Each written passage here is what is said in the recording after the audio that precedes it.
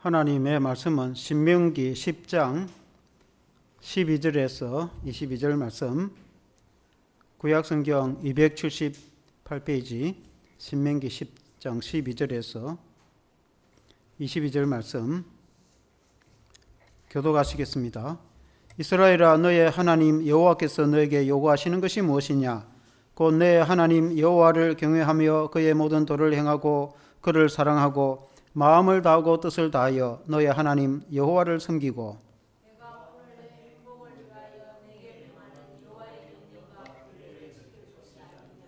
하늘과 모든 하늘과 땅과 그 위의 만물은 본래 너의 하나님 여호와께 속한 것이로되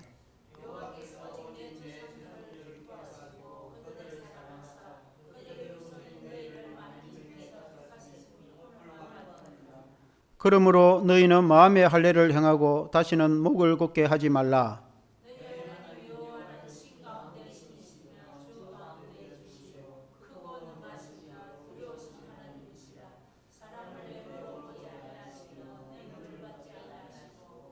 고아와 과부를 위하여 정의를 행하시며 나그네를 사랑하여 그에게 떡과 옷을 주시나니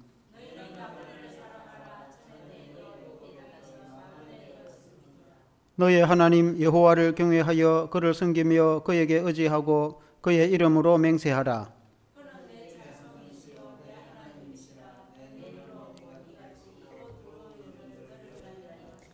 다 같이 애굽에 내려간 너의 조상들이 겨우 70인이었으나 이제는 너의 하나님 여호와께서 너를 하늘의 별같이 많게 하셨느니라.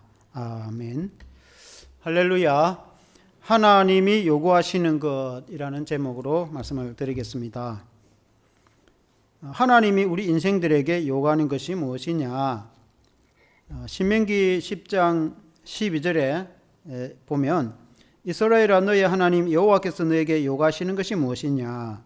곧 너의 하나님 여호와를 경외하며 그의 모든 도를 행하고 그를 사랑하며 마음을 다하고 뜻을 다하여 너의 하나님 여호와를 섬기고 라고 했습니다. 하나님이 우리 성도에게 요구하시는 것이 하나님을 경외하고 하나님을 공경하고 하나님을 두려워하고 하나님을 사랑하며 그 도를 행하고 그 말씀대로 살아가며 온 마음과 뜻을 다하여 하나님을 기쁘시게 하며 살아가는 것을 하나님이 원하신다. 그런 이제 말씀이죠. 그리고 이제 13절에 보면 내가 오늘 너의 행복을 위하여 너에게 명하는 여호와의 명령과 규례를 지킬 것이 아니냐.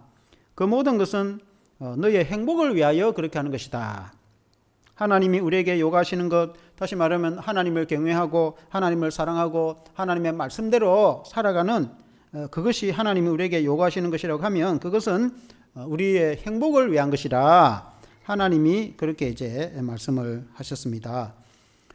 그리고 이제 이 말씀을 전해 준 배경이 있는데 이 말씀을 하실 때 그 10장 앞부분에 우리가 읽지는 않았지만은 모세가 그런 말씀을 합니다. 요단강가에서 그 차세대 이스라엘 백성들에게 말씀을 전하실 때에 모세가 십계명을 하나님이 우리에게 주셔서 그 말씀을 법궤 안에 넣은 것이 아니냐 그 이야기를 할 때입니다. 하나님이 처음에 이제 법궤를 줄 때는 이스라엘 백성들이 모세가 40일 동안이나 내려오지 않으니까 금송아지를 만들어서 숭배를 하면서 이 신이 애굽에서 우리를 인도해낸 신이라 하여 우상을 숭배함으로 모세가 그 두 돌판에 기록된 십계명을 들고 내려와서 아주 분노함으로 그 두 돌판을 깨어버립니다. 그리고 이제 금송아지를 갈아서 냇가에 뿌릴 때 다시 또 이제 하나님께 찾아가서 40일 금식을 기도하고 다시 새롭게 그 십계명을 이제 받아서 두 돌판에 하나님이 기록을 해서 그 돌판을 받아와 가지고 그 이제 돌판을 그 십계명이 기록된 것이죠. 그것을 언약궤 법궤 안에 안치를 하고 그리고는 그 언약궤 법궤를 레위인이 메고 광야에서 지나도록 우리가 지금까지 해온 것이 아니냐 그 이야기를 하면서 오늘 이 이제 읽은 말씀을 이어서 하신 말씀입니다. 그 말씀은 하나님이 이 십계명을 우리에게 주셨고 그리고 십계명뿐만 아니라 구체적으로 그 율법과 여러 가지 은혜로 말씀을 주셨는데 그 말씀이 구체적으로 예를 들자면은 이런 것들이 있다 하는 말씀이 오늘 읽은 말씀이고, 이 말씀들을 우리가 행하며 살아간다면 하나님께서 우리에게 복을 주시고 하나님께서 우리에게 놀라운 은혜를 베풀어 주실 것이다. 그런 이제 말씀입니다. 대표적으로 하나님의 말씀인 십계명이 가장 근본적인 말씀이지만 좀 더 구체적으로 이런 말씀, 이런 여러 말씀들이 있는데 오늘 읽은 말씀도 그 중에 이제 예들이죠. 이 말씀, 은혜로운 말씀을 우리가 그 말씀을 기억하여서 그 말씀대로 산다면 하나님이 우리에게 복을 주실 줄로 믿습니다.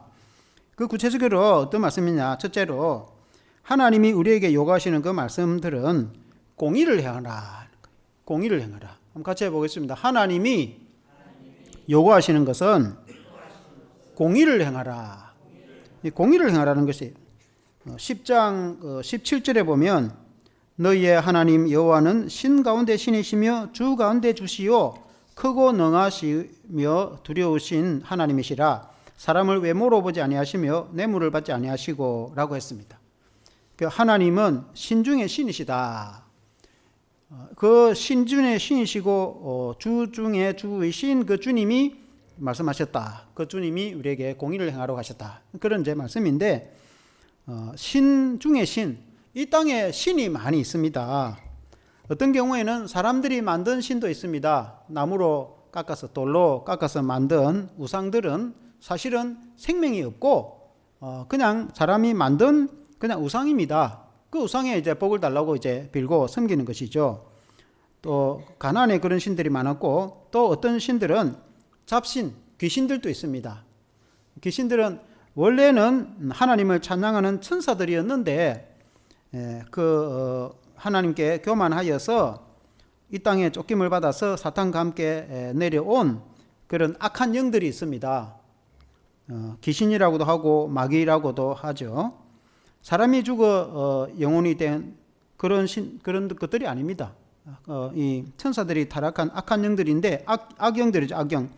악한 영들이 있습니다. 귀신들이 있습니다. 그 자체가 없다 이렇게 말하면 안 됩니다. 성경에도 있다고 했고 예수님도 귀신을 쫓아내고 그렇게 했습니다. 그래서 그런 신들을 섬기는 사람들도 있어요. 잡신들이죠. 오늘 우리나라 같으면은 점쟁이들이 이런 신들을, 그런 신들 중에 하나를 접신을 해가지고 점쟁이 생활을 하거든요. 어느 정도는 맞추죠. 신을 섬기니까. 그러나 뭐 구원을 주지도 못하고 온전히 뭐 이렇게 살 길을 내려주지는 않습니다. 그리고 또 조상을 신으로 모시는 나라가 제법 있습니다.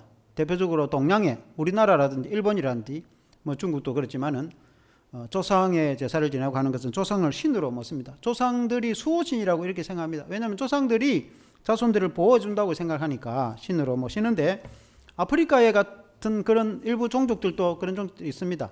심지어 이제 조상이 죽으면 그 뼈를 이렇게 집안에다가 보호를 하며 그 조상신이 자손들을 지켜준다고.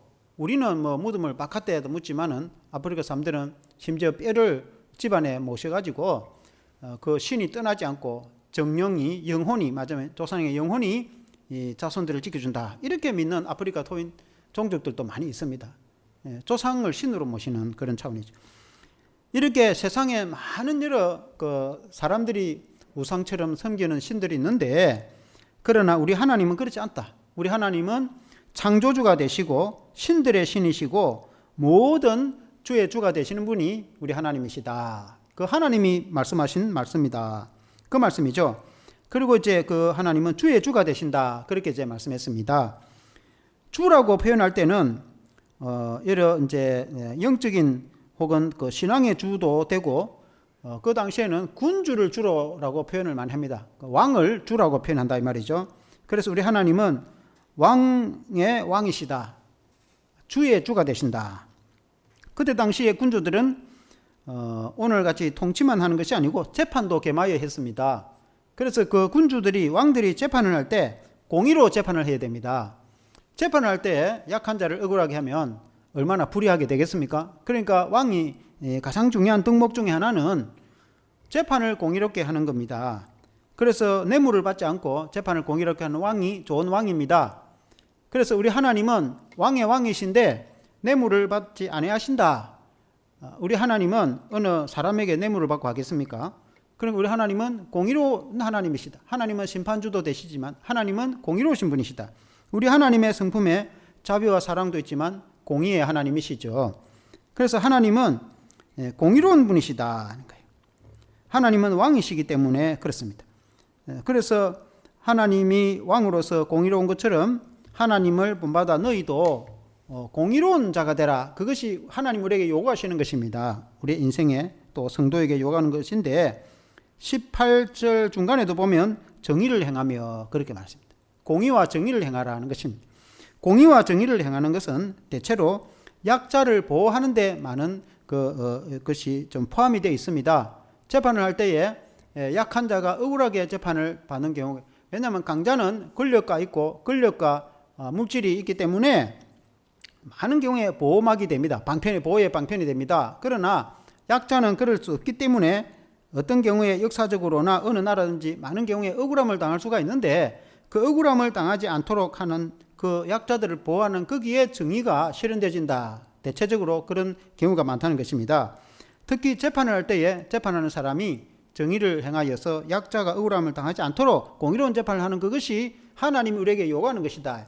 하나님이 우리의 인생에 하나님의 나라와 민족에게 요구하시는 것이 공의로운 재판을 하라. 그런 이제 의미인 것이죠. 우리 오늘 성도들에게도 하나님은 공의를 요구하신다. 그 말입니다. 그렇다고 해서 공의로 한다고 해서 약자들에게만 유리하게 하는 것이 공의는 아닙니다. 그래서 성경에 보면은 약자들에게 유리하게 하고 강자를 억울하게 하는 것이 공의가 아니다고 성경에 말씀하고 있습니다. 성경의 공의는 약자나 강자나 아무 관계없이 가장 정당하게 재판하는 그것이 공의다 하는 거예요. 그러니까 하나님의 공의는 어느 누구에게 치우치지 않고 공정한 재판을 하는 그것이 공의다. 그렇게 말씀한 것입니다. 그래서 하나님이 우리에게 요구하시는 것, 하나님이 요구하시는 것은 공의를 왜냐하면 하나님이 공의로운 하나님이시기 때문에 하나님은 우리들에게 공의로운 자가 되기를 요구하시는 것입니다. 그래서 우리 성도는 특히 공의롭고 정의롭고 정당한 그런 이제 성도가 되어야 될 줄로 믿습니다. 하나님이 우리 성도에게 요구하는 것입니다. 그리고 이제 두 번째는 하나님이 우리에게 요구하시는 것은 약자를 돌보라는 것입니다. 한번 같이 해보겠습니다. 하나님이 요구하시는 것은 약자를 돌보라.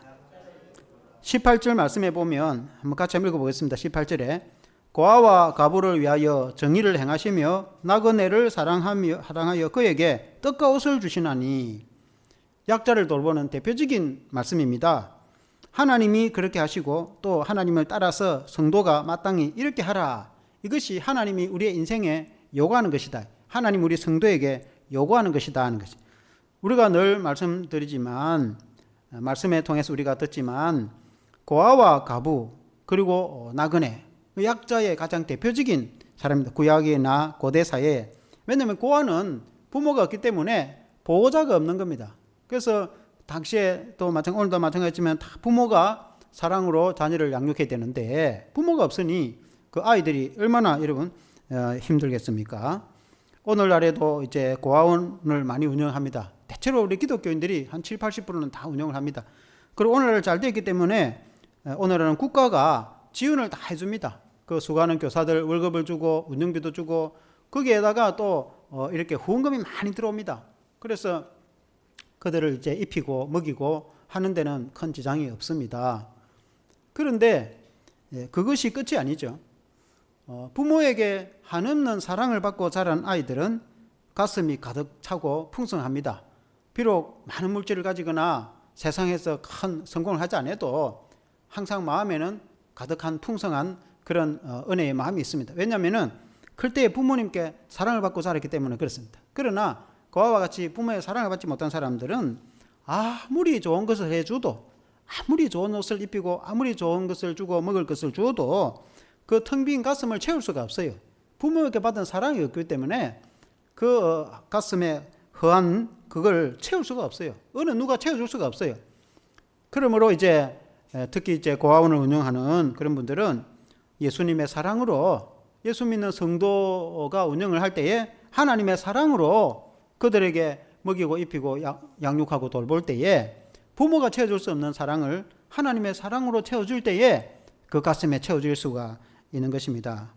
하나님 말씀하시기를 하나님은 고아의 아버지라 그렇게 말씀했습니다. 영국의 그 유명한 목회자 조지 물러 목사님도 고아원을 운영해서 수천 명의 아이를 이렇게 배출하며 양육할 때에 하나님은 고아의 아버지라는 성경 말씀을 읽고 고아원을 운영하게 됐습니다. 그래서 성경에도 보면은 하나님 말씀하시기를 그 아이 젖먹이는 아이의 엄마가 그 아이를 잃어버릴지라도 나는 너희를 잃어버리지 않는다, 잊어버리지 않는다 그렇게 말씀했습니다. 심지어 아이를 낳은 어머니가 어느 세상에 아이를 낳은 어머니가 그 아이를 잊어버리지는 않습니다. 세상에 그런 어머니가 어디 있겠습니까? 정신 나간 엄마가 아니면은 누가 그렇게 하겠습니까? 그런 한이 있더라도 그럴지라도 하나님은 너를 잊지 않는다는 거예요. 하나님은 우리를 잊어버리지 않습니다.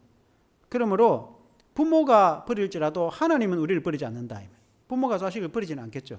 물론 오늘날 그런 희한한 그런 세상 아이를 낳아가지고 뭐 호텔 같은 데 버려두고 갚으려는 그런 사람도 뉴스에 가끔 보는데, 그러나 하나님은 우리를 버리지 않는다고 성경에 말씀하고 있습니다. 하나님의 사랑이 부모의 사랑보다도 크다는 것입니다. 그래서 부모로부터 채워지지 않는 사랑을 하나님의 사랑으로 채워줄 수가 있습니다. 그러므로 하나님은 약한 자의 하나님, 약한 자를 돌보시는 하나님이심을 성경에 알 수가 있습니다. 하나님이 그러한 것은 하나님 우리를 통해서 그 하나님의 사랑을 전해주기를 원하시는 것입니다. 그리고 하나님은 과부를 돌보라 그렇게 성경에 말씀하고 있습니다. 과부는 남편의 보호자가 없기 때문에 그 고대 사회에서 자녀들을 양육하고 가정을 돌보고 가정을 이끌어 가려면은 그날 그 시대 여자들이 일을 할 수 있는 직장이 있거나 그렇지 않습니다. 그렇게 쉽지가 않습니다. 그래서 국가가 사회가 이웃이 돌보지 않으면 안 됩니다. 그러므로 성경에 과부를 돌보라는 이유가 거기에 있습니다. 약한 자를 돌보라는 것입니다. 뿐만 아니라 나그네를 돌보라고, 나그네를 대접하라고, 나그네를 사랑하며 그에게 뜻과 옷을 먹을 것과 입을 것을 제공해 주라. 성경에 그렇게 말씀하고 있는데 19절에 보면은 너희는 나그네를 사랑하라. 전에 너희도 애굽 땅에서 나그네 되었음이니라 했습니다. 이스라엘 백성들이 애굽에서 나그네 생활을 430년 했습니다. 나그네 생활을 하면서 고생의 세월을 보냈습니다. 그래서 나그네의 삶의 고통이 얼마나 큰지 잘 알기 때문에 너희가 나그네를 대접하라 그렇게 말씀했습니다. 오늘날 나그네라고 한다면 예를 들어 외국인 근로자라든지 나그네라고 할 수 있습니다. 왜냐하면 그들은 고향을 두고 돈을 벌기 위해서 이 먼 타국에 온 사람들 아니겠습니까? 그래서 이곳에 그들이 터전이 있는 것도 아니고 그렇습니다. 그래서 나그네인 거죠. 그래서 외국인 근로자나 유학생이나 이 땅에 와 있는 그런 사람들은 나그네입니다. 그래서 교회가 그 나그네를 대접하라는 것입니다. 우리 노예에는 외국인 근로자 선교회가 있습니다. 그 고윤광학 목사님이 그 사역을 하다가 돌아가셨는데 그 부인 사모님이 이어받아서 신학 거쳐서 전도사님이 되어가지고 사모님이 이 상평동에서 계속 사역을 하고 있습니다. 그 고윤광학 목사님은 동북에 부목사로 있다가 외국인 사역을 전임으로 했고 우리 노예에서는 이사회를 조직해서 사례비를 다 제공해 줍니다. 그리고 또 사역하는데 필요한 사역비를 제공해 줍니다. 노회에 여러 교회들이 후원을 해가지고 그 외국인들을 그들에게 이제 간식도 제공하고 성경도 가르치고 한국어도 가르치고 그래서 이제 뭐 한 3년 가르치면 그들이 본국으로 다 돌아가고 또 하나님의 사랑을 전하고 그들 가운데 예수를 믿어서 복음화되면 또 그 현지 자기 조국에 돌아가면은 그 현지에 있는 선교사님들과 협력해서 그 교회를 섬기도록 하는 그런 이제 사역을 훌륭한 사역이죠. 그런 사역을 이제 하기도 합니다. 또 이 땅에는 또 탈북자들이 세터민으로 정착하고 있는데 뭐 탈북자들이 물론 나그네는 아니지만은 그러나 나그네처럼 처음에 와서 정착을 할 때는 거의 나그네와 같은 수준입니다. 왜냐하면은 이곳에 자라지도 않았고 이곳의 행편을 모르기 때문에 그래서 성도들이 또 그들을 위해서 많이 기도해주고 교회가 그들을 돌보고 섬기며 복음을 전하고 또 교회로 인도하기도 하고 그렇게 합니다. 이와 같이 성도와 교회는 마땅히 이런 약자들을 돌보는 것이 마땅히 해야 되는 것이다. 하나님이 우리에게 요구하는 것이 그런 일을 하라고 말씀하고 있는 것입니다. 이외에도 장애자를 돕거나 약한 이웃을 돕는 일을 우리 성도가 마땅히 해야 되는 것입니다. 그래서 교회의 성도는 개인적으로 우리가 이런 이제 선한 일들을 할 필요가 있습니다. 개인적으로 1년에 한 번 뭐 고아원 방문회가 갔다 와서 내가 뭐 약자를 돌본다, 그런 수준을 가지고는 좀 말하기 곤란해요. 그런 안 믿는 사람, 그런 뭐 했다 할 수도 없고 안 했다 할 수도 없고, 정규적이고 규칙적으로 그런데 후원을 한다든지 아니면 몸으로 봉사를 한다든지 이렇게 약자를 돌보는 그런 일을 자기의 상에 맞게 하는 것이 마땅히 그리스도인으로서 해야 될 일이다 있는 거죠. 하나님이 해야 된다고 말씀하셨단 말입니다. 우리에게는 하나님의 사랑이 있기 때문에 전도와 관계없이, 물론 전도하기 위해서 뭐 그렇게 이웃 사랑을 하는 경우도 있지만 그 사람들 예수 믿든 안 믿든 아무 관계없이 여기에 예수 믿으면 하고 안 믿으면 하지 마라, 그런 말씀이 없어요. 그리고 또 교회가 단체로 그렇게 할 필요가 있어요. 그러니까 교회는 공적으로 반드시 선한 일을 해야 된다 이 말이에요. 교회가 자기 교회만 돌보고 다 자기끼리 먹고 다 꺼내뿐다, 그 무슨 교회가, 그런 교회가 어디 있습니까? 주님의 교회는 모이기를 잘 해가지고 당연히 성도들이 은혜 나누고 사랑 나누고 하고 교회에서 은혜 받고 힘과 용기를 얻고 믿음을 갖게 되면 밖에 나가서 세상에서 이웃 사랑으로 실천을 해야 되는 것이지. 그러니까 우리 교회는 뭐 아직까지는 교회가 작기 때문에 개척 교회로서 크게 이제 우리가 조직적으로 그런 일을 못 해왔지만은 앞으로는 공적으로 그런 일을 선정을 했어. 교인들하고 논을 해가지고 우리 교회가 할 수 있는 일이 있단 말입니다. 그러니까 다 교회라는 것이 또 개인이 은사가 있듯이 교회도 은사가 있어요. 그 교회가 할 수 있는 역량이 있다면, 교회가 역량이 안 되는데 억지로 어떻게 하겠습니까? 그러나 할 만한 일인데도 안 하면 교회가 어떻게 되겠습니까? 그러니까 마땅히 할 만한 일은 우리가 할 수 있는 물질이든 봉사이든 교회가 교인이 할 수 있는 역량이면 그 작은 일이든지 하면 되는 거 아닙니까? 그래서 큰 교회는 큰 일을 할 거고 작은 교회는 작은 일을 하면 되는 것이지. 선교도 그런 거 아닙니까? 큰 교회는 선교사를 많은 돈을 보내든지 여러 선교사에 후원을 하든지 그렇게 하거든요. 그러니까 작은 교회는 많은 돈을 못 보내면 적은 돈을 보내면 되고, 많은 사람이 못하면 몇 사람이라도 우리가 선교를 하듯이 그렇게 하면 되는 것이지. 안 그렇습니까? 그리고 이제 국제단체, 뭐 국제기아단체라든지 네이버후드라든지 뭐, 그리고 많은 그런 이제 선교단체 혹은 또 이 긍휼의 단체들이 많이 있습니다. 그런 단체에 이제 개인적으로 후원을 한다든지 교회가 후원을 한다든지 성도들이 뭐 가서 이제 뭐 1년에 뭐 휴가를 받아갖고 가서 봉사를 하고 오면 더 좋겠지만은 그리 못할 경우에 또 이렇게 후원을 하고 그렇게 하는 거 그런 방법들이 있는 거 아니겠습니까? 그래서 그런 일들을 당연히 해야 된다면 당연히. 그런 일은 성경에서 수없이 이야기를 하고 있지 않습니까? 당연히 해야 된단 말이죠. 20절 말씀해 보면 너희 하나님 여호와를 경외하며 하여 그를 섬기며 그에게 의지하고 그의 이름으로 맹세하라. 그의 이름으로 맹세하라는 말은 맹세하는 게 중요한 것이 아니고 하나님의 이름으로 뭐든지 하라. 이런 일을 할 때 하나님의 이름으로 하라. 하나님을 공경하기 때문에 우리 그리스도인들에게는 예수 그리스도의 이름이 걸려 있다는 거예요. 무슨 일을 하든지 무슨 행동을 하든지 사람들이 우리를 다 보면 교회 다니는 걸 다 알아. 왜냐하면 생판 모르는 사람들이야 모르지만은 우리의 뭐 친척들이라든지 우리의 동네 이웃들은 저 사람 교회 다닌다는 걸 대부분이 다 압니다. 그러니까 교회 다니는 사람이 뭐 하는지 다 본다 이 말입니다. 그리고 교회 다니는 사람이 하는 일이 세상에 안 믿는 사람하고 그 행동이 똑같다. 그러면 하나님의 자녀하고 안 자녀하고 그 뭐가 다릅니까? 하나님의 자녀는 하나님의 나라 백성이고 하나님의 나라 백성하고 아닌 백성하고 차이가 없다. 그럼 빛하고 어둠하고 차이가 없는 거 아닙니까? 그러니까 빛과 어둠은 확연하게 차이가 나는 것이죠. 그래서 우리 성도는 우리의 삶에서 그게 이제 내 모든 삶과 행동이 하나님의 이름이 걸려 있는 거예요. 우리 하나님 이름을 강조 안 하더라도 세상 사람들이 다 그렇게 본다. 왜냐하면 교회 다니는 사람이기 때문에 마땅히 저 사람도 하나님의 사람들 아니냐 이렇게 말을 한다면. 그래서 우리가 세상에서 조금 실수를 하면은 엄청난 욕을 먹게 됩니다. 세상 사람 같으면 웬만하면 넘어갈 일을 교회의 특히 지도자나 교인들은 그냥 넘어갈 수 없어요. 왜 그렇습니까? 너 하나님의 사람이 어떻게 그러냐 이렇게 말을 한단 말이에요. 너 하나님의 자녀들인데 어떻게 그렇게 말냐? 세상 사람들이면은 웬만하게 넘어가겠는데 하나님 믿는 사람들이 그렇게 하냐라고 그렇게 말을 한다 이 말이죠.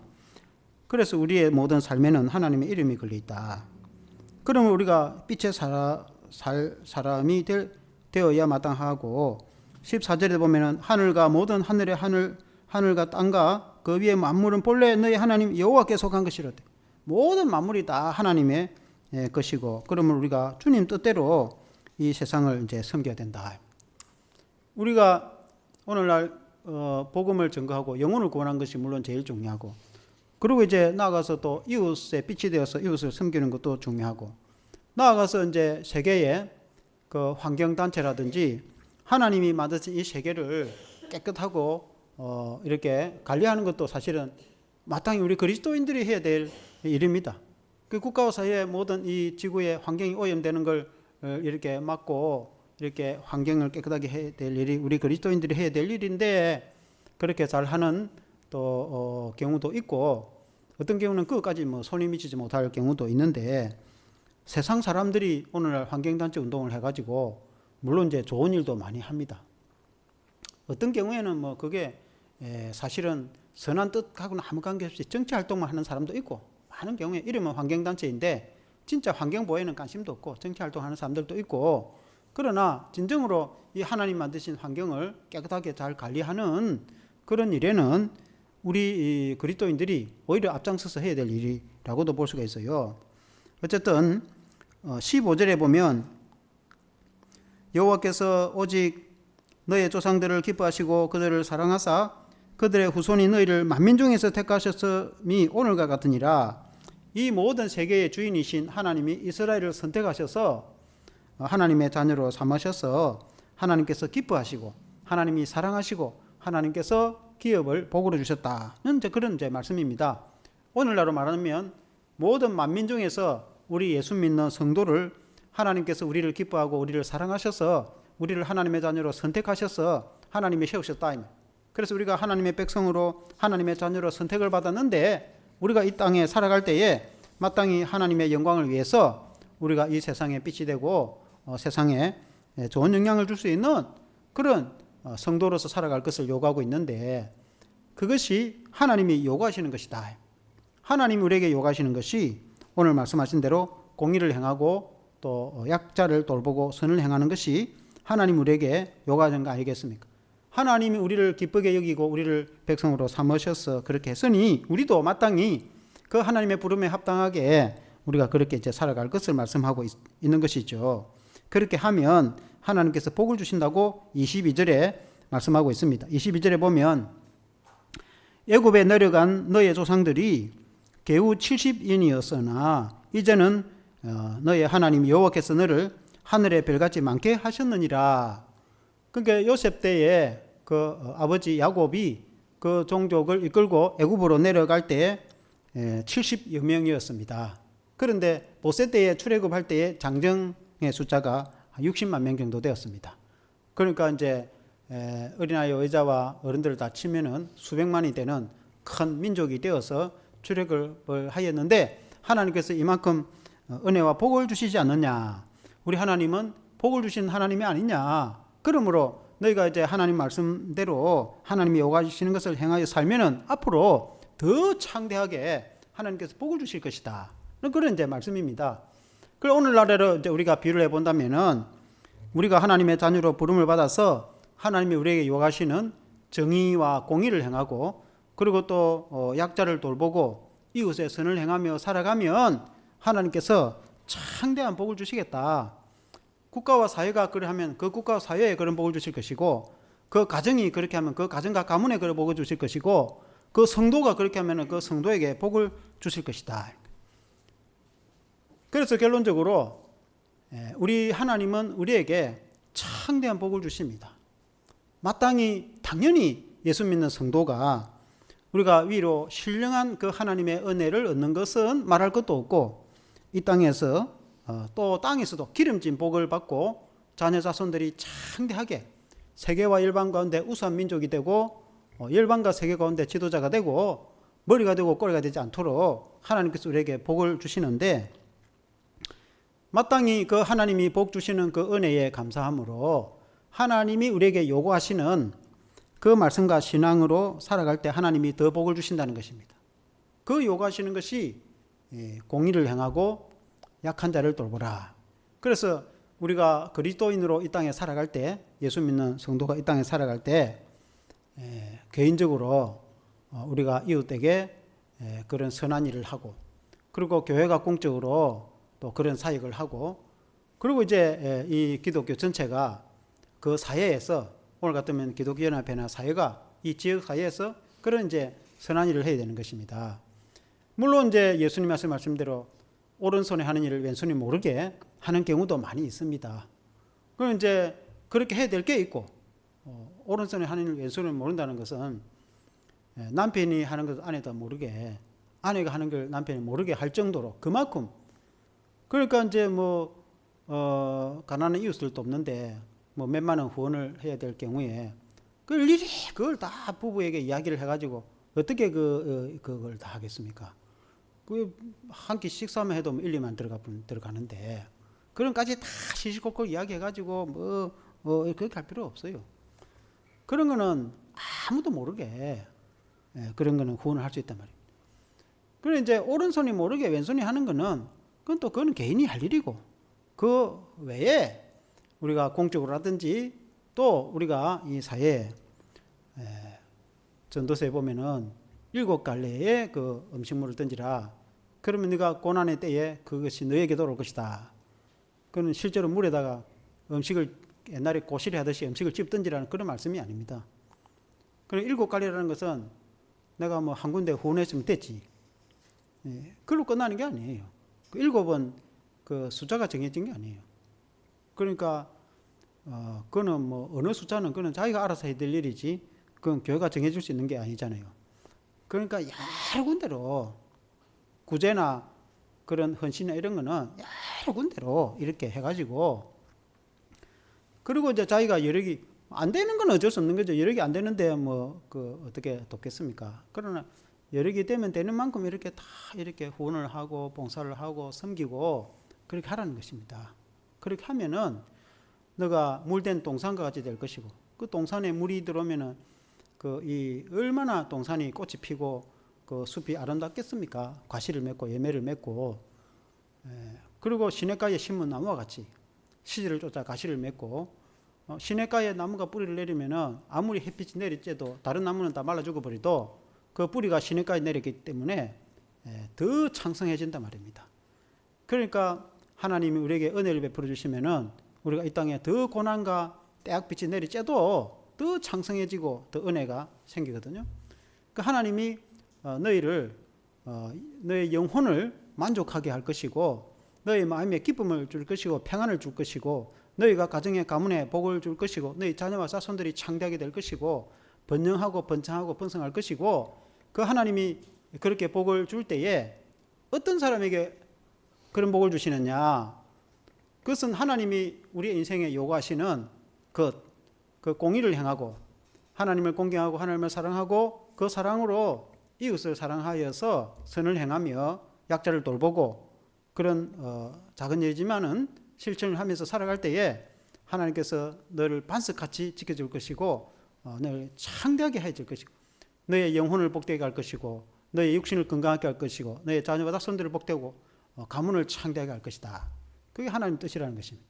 그래서 우리가 그 말씀대로 살아감으로 복을 받는 저와 여러분 되시길 주의 이름으로 축원합니다. 한번 기도하겠습니다. 하나님 아버지 감사합니다. 우리 하나님께서 우리의 인생에 요구하는 것들이 있는데, 또 마땅히 우리 성도들에게 요구하는 이 말씀은 하나님을 경외하고 하나님을 사랑하고 그 말씀대로 살 것을 우리에게 요구하고 있습니다. 하나님은 그 가운데 구체적인 예가 공의를 행하고 가난한 자를 돕고 약자를 돌보는 일을 하라고 우리 주님이 말씀하고 있습니다. 하나님 아버지, 이 말씀을 우리가 받아서 그러니까 이 말씀대로 개인적으로도 또 하나님을 잘 섬기며 우리가 선을 행하며 살아가고, 또 교회도 공적으로 이 일을 잘 감당하고, 또 그 사회에서 기독교연합회가 이런 일들을 잘 감당함으로 세상에 빛이 되어서 가난하고 소외된 자들을 주께로 인도하고, 또 정의와 공의를 행하고 그 사회가 건전한 사회가 되고 빛이 되고 발전이 될 수 있도록, 그리하여 그 나라와 국가 사회가 복을 받는 사회가 되도록 하나님께서 우리에게 은혜와 은총을 베풀어 주시옵소서.